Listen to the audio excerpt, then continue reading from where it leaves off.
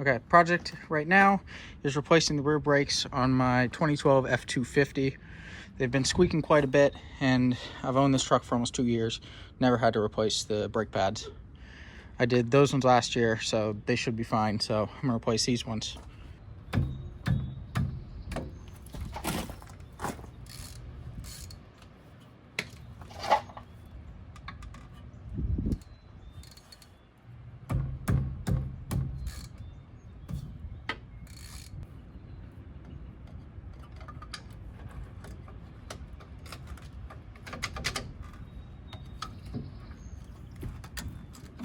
Okay, there we go.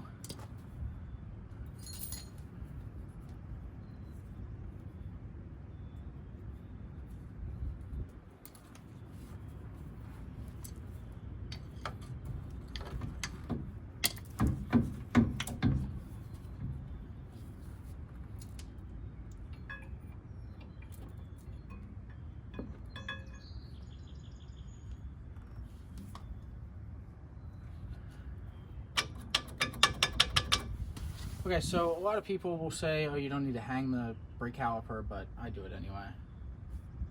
So now I can take off the mount. That might have done it.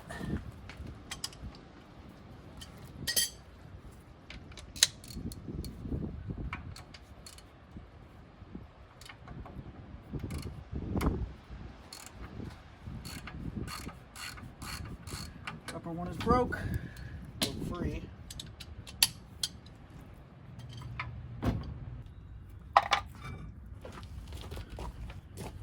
Okay, so I still got some decent pad left on this one, as you can see, but they're still squeaking pretty bad. So on the back side, it's getting down there, but better to replace them.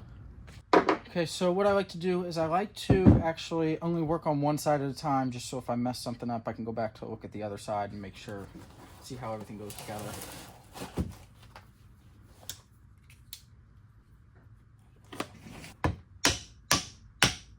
Probably should have put it the other way.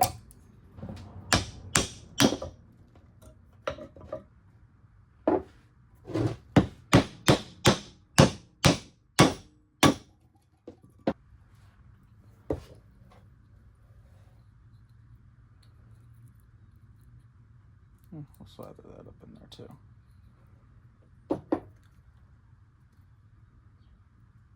That's another thing you gotta watch out for. These clips, they kind of suck because they're different. So you gotta pair them up with what they are. These ones here, they seem to have the little fang piece that stops it go upward. Just leave that up a little bit. But I don't know how that works because you have that there. So it's got to go downward because you have this out there. They're kind of in the way now. Unless it's not meant to go on those. Maybe not.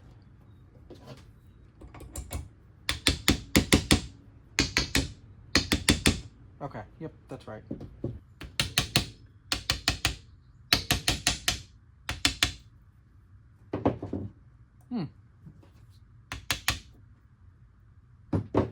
Okay, let's go compress that cylinder and put that back on. Shit.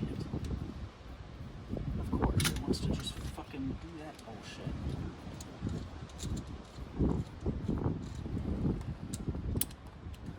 God damn it.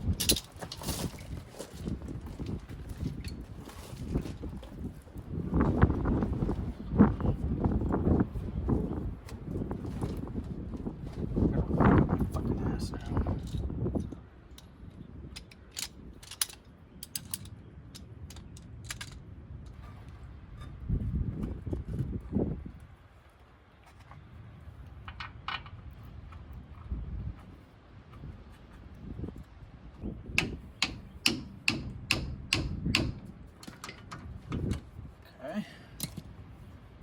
Squeeze those together now.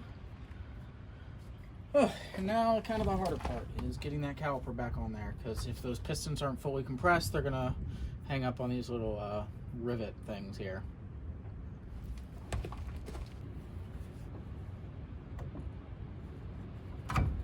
Wow, the first time ever I think that I haven't gotten hung up on those. Okay, so now you can use pry bar to get it kind of up into place maybe, if you need it. So that you can get that top bolt in there.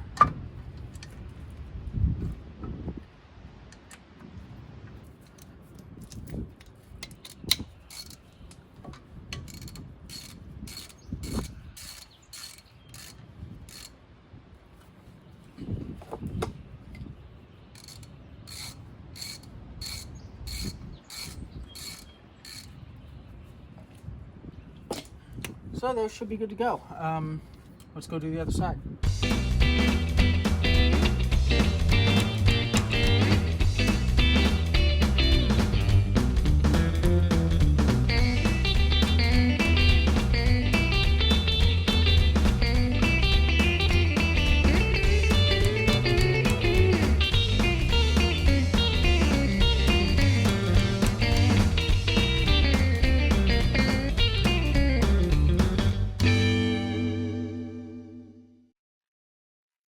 Okay, so brake pads are on there, good to go. Tires should be able to go back on now.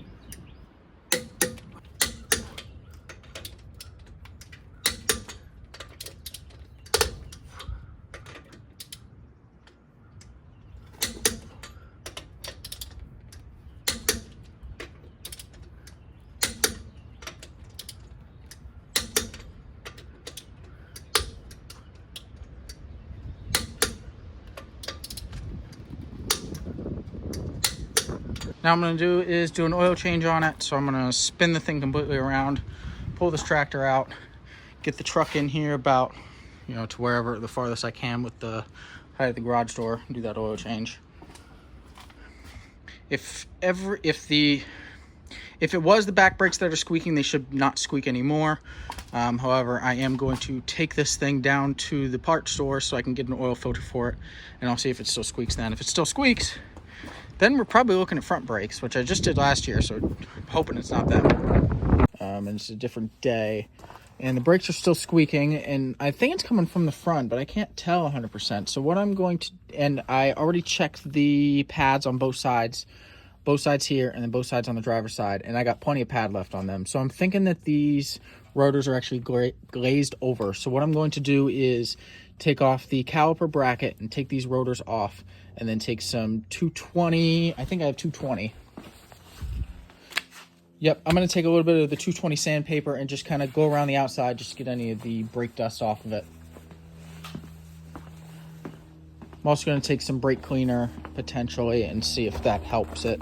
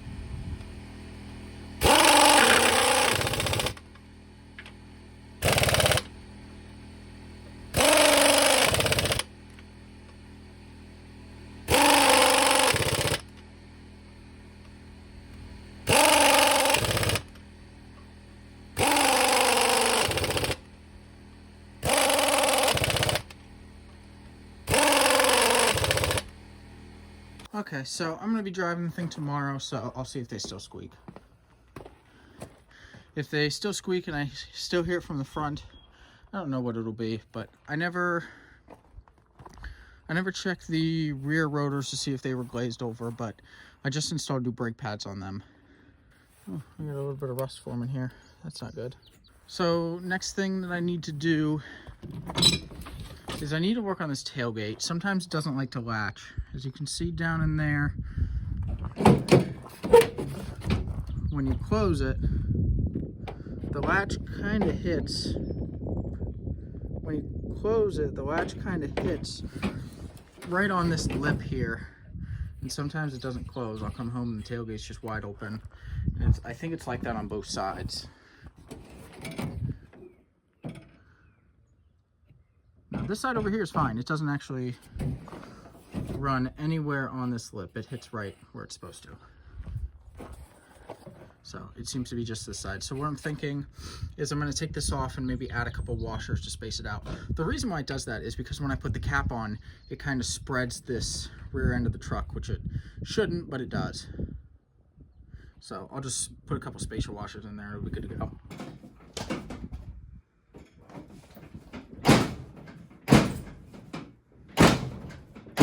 Now it doesn't latch at all.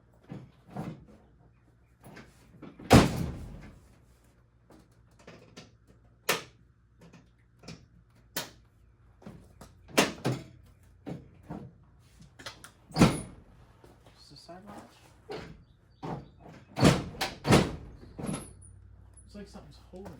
Okay, next project is sealing the top of this cap. I'm gonna try and find a spot up in there. There's some small holes in this roof here. Oh, there's a good one right there. And whenever it rains pretty bad, I'll get a puddle in the front. So what I'm gonna do is seal those up good enough just so I don't have as much water running into the bed of the truck. I'm still gonna get some because I get quite a bit of water in the bottom of this and it'll freeze and be hard to get things out, but I think those ones there are the start of it at least. Okay, so it looks like somebody tried to seal them up, but a couple of them are coming undone. So I'm going to scrape them up the best I can here, fill the hole with the electrical tape, and then spray some liquid rubber in a can.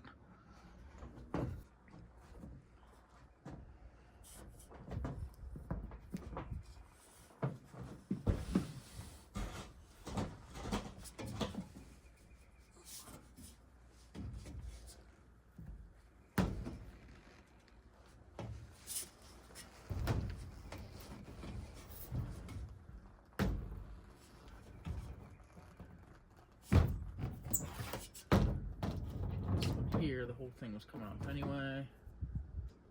Tighten that down.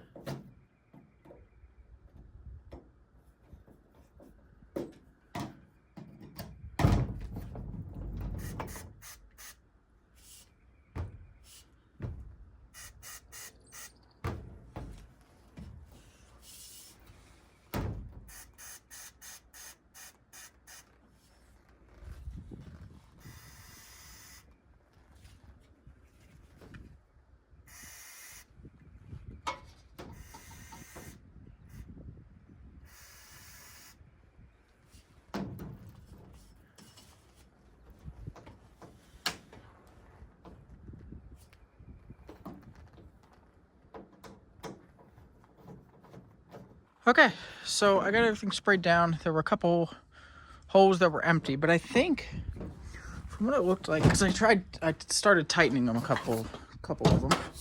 It seemed like they actually held that rail, and they might hold it down here and on down. And I was missing a couple. I should have put some self-tappers in there, but it is what it is. They're already encapsulated.